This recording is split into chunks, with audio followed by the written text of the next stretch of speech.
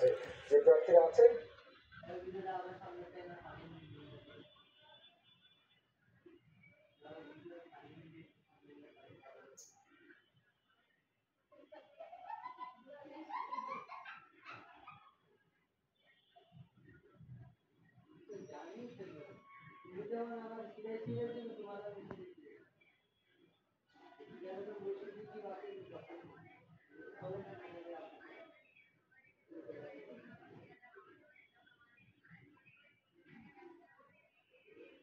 Bangladesh cricket board পরিচালনা পরিচালক নির্বাচনের নামে।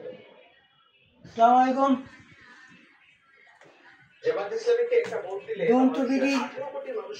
পক্ষ থেকে আপনাদের সকলকে শুভেচ্ছা ও স্বাগতম।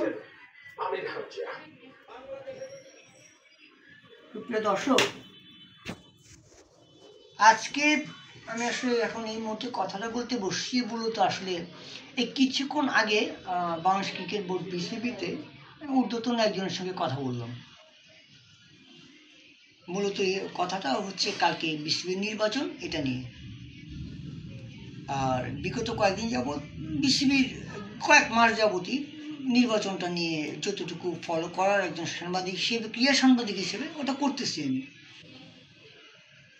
কিন্তু এই বিষয়ে খুব একটা কথা যে বলছি তা কিন্তু না। একটা মনে আমি কন্টেন্ট করছি বিসিবির নির্বাচন নিয়ে তামাশা। বিসিবি নির্বাচন নিয়ে তামাশা ওটা করার পর আর কোনো কথা তো বলিনি গত এক সপ্তাহ বা এর বেশি হবে। কিন্তু আজকে কথাটা বলতে আসছি এই কারণে, এই বাংলাদেশ ক্রিকেট বোর্ডের নির্বাচনটা এখন আসলে সত্য কথা বলতে কি এটা হয়ে গেছে অনেকটা সরকারি মানে একটা ছেলে খেলা বা সরকারের তামাশা। বাংলাদেশ ক্রিকেট বোর্ডের নির্বাচনটা যখন যে সরকার আসছে সে সরকার তার নিজস্ব ছক অনুযায়ী দাবার বোর্ডটা সাজিয়ে নিছে। এবার যে তার ব্যতিক্রম তা কিন্তু না। আমাদের এই প্রত্যাশাটা তো খুব স্বাভাবিক যে 24শে 5ই আগস্টের পট পরিবর্তনের পর, হাসিনা পালিয়ে যাওয়ার পর ক্রিকেট বোর্ডের ইতিহাসে একটা ঐতিহাসিক নির্বাচন হবে। এখন মানে হাসবো না কাঁদবো বুঝতে পারছি না। হ্যাঁ, ঐতিহাসিক তো বটেই, আসলেই ঐতিহাসিক নির্বাচন হতে যাচ্ছে। বাংলাদেশ ক্রিকেট বোর্ডের কালকে নির্বাচনটা নিয়ে সেই পুরনো একটা ওই যে একটা মানে গল্প মানে প্রবাদ বাক্য আছে, ওই যে মাকে তো হাটে নিয়ে বিক্রি করবো, মার এমন দাম চামো কেউ আর আমার মাকে কিনতে পারবো না। বাংলাদেশ ক্রিকেট বোর্ডের নির্বাচন নিয়ে ক্রীড়া উপদেষ্টা আসলে ওই গেমটাই খেলছে, যে এমন সিচুয়েশন বানাবো যে সবাই এমনি পদত্যাগ করে সব সরে যাবে, প্রার্থীটা প্রত্যাহার করে। হয়েছেও তাই। প্রথম গেমটা কি ছিল? প্রথম গেমে ছিল সাবেক ক্রিকেটার তারকা ফারুক ভাই, তারপরে তাকে আউট ইন করলো আমি ইসলাম বুলবুল। বুলবুলের সঙ্গে ক্রীড়া উপদেষ্টার সেই পরিমাণ সক্ষতা বজায় রেখেই তাকে এই না বসানো হলো। প্রথমে কি কথা ছিল 3 মাস, তারপর ওনার সুর পাল্টায় গেল, গদির গরমে উনি পার্মানেন্ট হতে চান, কিন্তু নির্বাচন করবেন না। তারপরে কি বললেন, না আমি নির্বাচন করবো। তারপরে শুরু হলো এই যে নতুন গেম। আর অপোজিটে কে ছিল? তামিম ইকবাল, ইশাক হোসেন, মরুম সাদেক হোসেন খোকার ছেলে, আর সাবেক বোর্ড ডিরেক্টর বিএনপির আমলে রফিকুল ইসলাম বাবু ভাই, আদার্স তারা অনেকে ছিল। তারা সবাই মোটামুটি প্রত্যাহার করছে। 24 সালের পরবর্তীতে যে বোর্ডে যে কয়েকজন সিনিয়র যারা ছিলেন অ্যাডক কমিটিতে, সিনহা ভাই, ফাইম সিনহা ভাই পদত্যাগ, উনিও প্রার্থীটা প্রত্যাহার করছে। গতকালকে দেখলাম রাজশাহীরও কয়েকজন প্রত্যাহার করছে। তামিম তো করছেই, বিএনপি প্যানেল মোটামুটি পুরোটাই করছে। আর বিগত 17-15 বছর 3টা নির্বাচন আর তার আগেকার মিলিয়ে মানে অল ওভার যদি কোনো সংগঠক থেকে থাকে, যেসব যারা পুরাতন খেলোয়াড় মানে সংগঠক বলা যায়, তারা এখন ফিল্ডে কেউ নাই। খুব সিনিয়র লেভেলের লোক, তাদের কাউন্সিলরশিপই নেই। এই সরকার যে সিচুয়েশনটা তৈরি করছে ক্ষমতার ব্যবহার করে, এটা অতীতে অন্য সরকারও তাই করছে, এই সরকার ওই একই কাজ করলো। তাহলে পার্থক্য থাকলো কোথায়, ডিফারেন্সটা কোথায়? বিসিবি বাংলাদেশ ক্রিকেটটা আসলে এটা এমন একটা জায়গা যে মিরপুর স্টেডিয়ামে যখন দর্শক ঢোকে, ওইখানে আওয়ামী লীগ, বিএনপি, জাতীয় পার্টি, জামাত, গণ অধিকার বলে কিছু থাকে না ওইখানে। ওখানে সবাই আমরা বাংলাদেশি। ওই জায়গাটাকে সিল মেরে দিচ্ছিল আওয়ামী লীগ, ওইটা এখন পার্মানেন্ট করতেছে এই অন্তর্বর্তীকালীন সরকার বা তাদের উপদেষ্টারা। এই নির্বাচনটা অন্তত ফেয়ার হওয়া উচিত ছিল, এটা ফেয়ার না। গায়ক আসিফ কি গায়ক? সে কি স্পোর্টসের কে? সে হয়তো কোনো এককালে কোন এক সময় সে ক্রিকেট খেলছে, সে তো সংগঠক না। সে ক্রিকেটে 2 টাকা ইনভেস্ট করে নাই। সংগঠন করতে গেলে এক্সপিরিয়েন্স, ওটা তার নাম বলে আমি কামাই করে নেব এক্সপিরিয়েন্স। বাংলাদেশ ক্রিকেট বোর্ড কি পাঠশালা পরিচালকদেরকে পড়াশোনা করায় পরিচালনা কীভাবে করতে হয়? গায়ক গায়িকা, নায়ক নায়িকারা এখন বিসিবির কাউন্সিলর পেয়ে গেছে। যারা অভিজ্ঞ কাউন্সিলর তারা কেউ নাই, মেজরিটি নাই।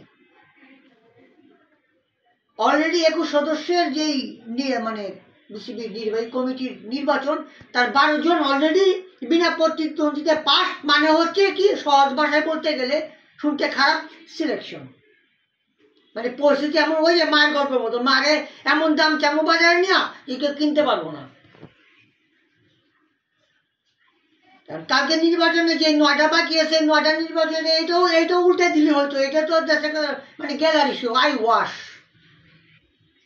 আমরা যারা বিসিবির বা ক্রীড়াঙ্গনের সঙ্গে জড়িত দীর্ঘ বহু বছর, 20 বছরের উপরে, তারা ভাই তো কিছু তো শিখছে দেখা।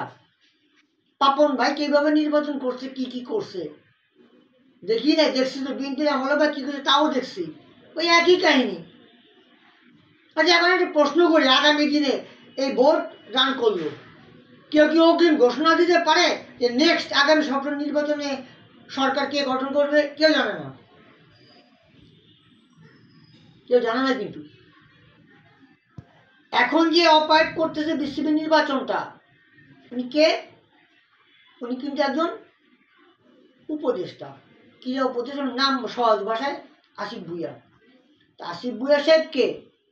এনসিপিরই একজন, তো অস্বীকার করার উপায় নেই, সে ছাত্রদেরই একজন। ওনাদের ডিক্লারেশন ছিল এনসিপি হওয়ার পর তারা নির্বাচনের আগে দিয়ে তারা পদত্যাগ করবে, ভালো কথা। সামনে নির্বাচনে এনসিপি ক্ষমতা আসবে এই কোনো গ্যারান্টি আছে, সিউরিটি আছে? না, নাই। যেই দলই ক্ষমতা আসুক, ওই দল আগে এই বিসিবির এই বোর্ডকে যে সহজভাবে গ্রহণ করবে এটাকে বিশ্বাস করতে হবে? অবশ্যই না। ওই সরকার আইসা যদি বোর্ডকে যদি অবৈধ ঘোষণা করে, আইসিসি তখন নিষেধাজ্ঞা প্রয়োগ করবে। ক্ষতি হলো কার? বিসিবি, বাংলাদেশ ক্রিকেট বোর্ডের, ক্রিকেটের। আচ্ছা, সরকার যদি ডাইরেক্ট হিট না করলো, ঘুরায় করলো, এক্সাম্পল দিই, এনএসসি জাতীয় ক্রীড়া পরিষদের বা সরকারের ঘর থেকে তো 2 জন ডিরেক্টরকে সরকারিভাবে নিয়োগের অপশন আছেই। এখন যে 2 জনকে মানে সরকারিভাবে বিসিবির পরিচালক বানিয়ে রাখা হয়েছে, আগামী নেক্সট সরকারকে ওই 2 জন অবশ্যই পাল্টায় দেবে, কোনো ভুল নাই। তখন এই 2 জন ঢুইকা তো ভেতরে হারমোনিয়াম বাজানো, তবলা বাজানো শুরু করবে। যতভাবে পায়তারা করে সব পায়তারা করবে। একটা পর্যায়ে এই বোর্ডকে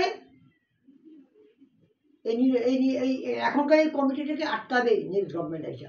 নেক্সট গভর্নমেন্ট কোনো অবস্থাতেই চাইবে না যে আগেকার রেখা যাওয়া বোর্ড ডিরেক্টররা বিসিবি অপারেট করবে। যে সরকার ক্ষমতা আসবে তাদের লোকরাই বোর্ডে বসবে, এটা স্বাভাবিক, যে কোনো সরকারই চাইবে।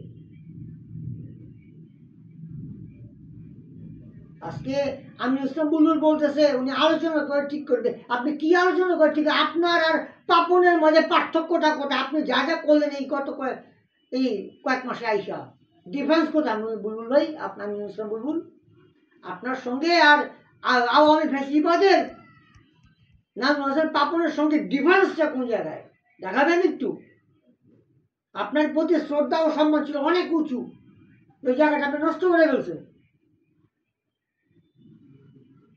আপনার প্রতি একটা বিশ্বাস ছিল যে আপনি লোভ লালসার বাইরে, না আপনিও মানুষ, লোভ লালসা আপনাকে এফেক্ট করে এবং করছে। এটা বাংলাদেশ ক্রিকেটের জন্য আরেকটা খুব জঘন্য একটা দৃষ্টান্ত হয়ে থাকবে কালকে নির্বাচনটা। আগামী দিনে নেক্সট আর কখনো কোনোদিন এই বিসিবির নির্বাচন নিয়ে আর কোনো কথা বলার স্কোপ থাকবে না। উদাহরণ চলে আসবে এটা। এই উদাহরণটা হবে সবচেয়ে লজ্জাজনক উদাহরণ। আমি বুলবুলের আমলের এই নির্বাচনটা, এই সমন্বয় বা যাই বলি না দিয়ে উপদেষ্টা, তার অধীনস্থ এই নির্বাচনটা সবচেয়ে কলঙ্কিত হয়ে স্ট্রংভাবে আমাদের সামনে উপস্থাপন করা হবে আগামী দিনে। কেন?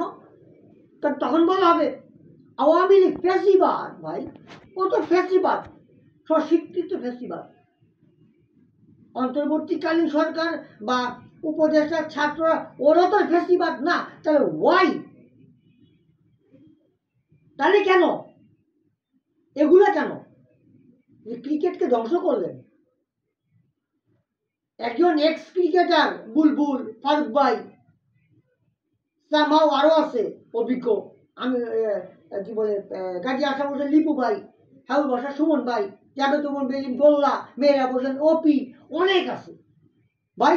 সঠিক প্রক্রিয়ায় আসেন, তাদের এক্সপিরিয়েন্স বাংলাদেশ ক্রিকেটে অবশ্যই অবশ্যই দরকার। কিন্তু পর্দার পেছন দিয়ে ওই রাজনৈতিক টেকনিক থ্রো করে এই সরকারের আমলে, তো অন্তর্বর্তী সরকার আমলে কালকে নির্বাচনকে মানে সরাসরি পকেটস্থ করার জন্য, কাউন্সিলরশিপ বাদ করার জন্য, তাদের নিজে থেকে সরে যায়, এর জন্য যা যা যা যা করবে সব তো করছে। কি করে নাই? কি করে নাই? কি প্রকাশ্যে আমি নির্বাচন প্রেস ব্রিফিং কইরা একদম পাতিল ফুটাই কইরা সব দেখাই দিছে। আর গতকালকে মহামডার্ন আবাহনী সহ শীর্ষ সকল ক্লাব অসহযোগ আন্দোলনের ঘোষণা দিচ্ছে। ইতিহাসে তো এরকম হয় নাই কখনো। কিন্তু বুঝতে পারতেছি না ক্রিকেটটা যাচ্ছে কোন দিকে, কোন দিকে নিয়ে যাচ্ছে এটা।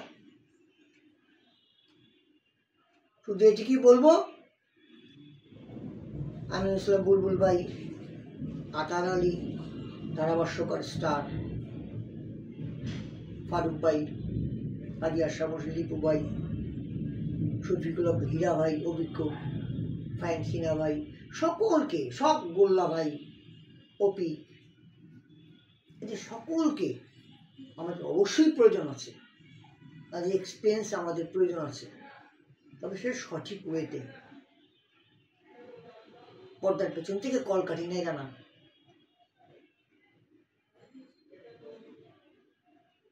ওই আশরাফুল ম্যাচ ফিক্সিংকে দোষী তার সাজা হয়েছে, সে ওই যে কাটিং হয়েছে আজ পর্যন্ত তখন ফিরতে পারে। আশরাফুল এক্সপিরিয়েন্সটা আমাদের দরকার। আরেকজন খেলোয়াড় তারকা মোহাম্মদ রফিক, স্পেনের হার্ড হিটার। রফিকের হাত দিয়ে যদি বাংলাদেশ ক্রিকেট অনেক দূর আসছে। আইসিসিতে আমরা যে প্রথম ওয়ানডে সার্টিফিকেট পাই, যে কজন তারকার মানে কাজে ভর দিয়া, রফিক একজন। কোথায় রফিককে কি সম্মান দিয়েছে বিসিবি? কেন সে ইংলিশ বলতে পারেন এর জন্য? নাকি সে ক্যানিগঞ্জের ওই মানে একটু গরিব অঞ্চলের জন্ম নিয়ে বড় হয়েছে এর জন্য? কোনটা? তার ওই যে আকরাম খান, বুলবুল, নান্নু, আতা, তাদের মতো হাই স্ট্যাটাস ফ্যামিলিতে জন্ম নেয় না এর জন্য? বললে বলার মতো অনেক কিছু আছে। যদি এটুকু বলবো, বাংলাদেশের ক্রিকেট এখন আর সঠিক পথে নাই, অন্ধকারের দিকে হাঁটা ধরছে বাংলাদেশ ক্রিকেট। ধন্যবাদ।